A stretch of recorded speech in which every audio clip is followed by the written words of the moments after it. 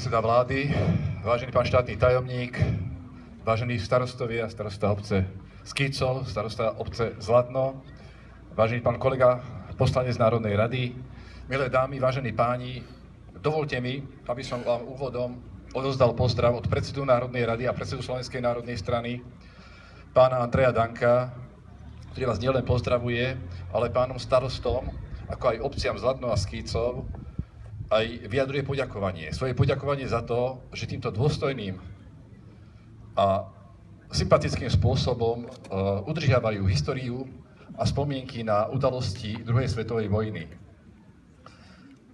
Za uplynulých viac ako 70 rokov sme si zvykli na to, že mier je takmer samozrejmosťou. Nie je to pravda. V súčasnosti sa rozhoreli vojnové konflikty tak na Ukrajine, ako aj na Blízkom východe a ukazuje sa, že ten mierový život nie je samozrejmosťou a musíme stále robiť veľa preto, aby sme uchránili Slovensko a nielen Slovensko, ale aj Európu od takýchto vojnových sporov.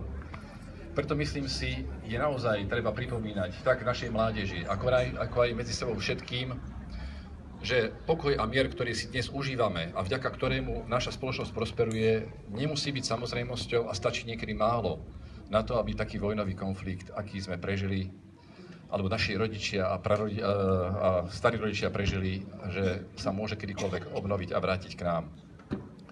Preto, milé dámy, vážení páni, naozaj veľká vďaka organizátorom, usporiadateľom, veľká vďaka vám všetkým, ktorí ste prišli. A veríme, že naša politická reprezentácia urobí všetko preto, aby sa takéto udalosti na Slovensko nevrátili. Chcem vyjadriť v mene pána predsedu Národnej rady úctu obetiam druhej svetovej vojny a verím, že v takomto zložení, ale možno aj väčšom, prídeme takto o rok. Ďakujem za pozornosť.